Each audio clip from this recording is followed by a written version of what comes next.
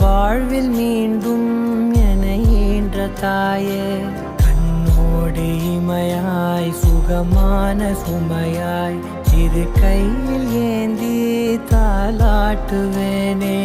காற்றோடு தலை கோதி நதியோடு தவழ்ந்து உயிரோடு உயிராக உறவாடும் அழகே, பனியோடு விளையாடி மலரூஞ்சலாடி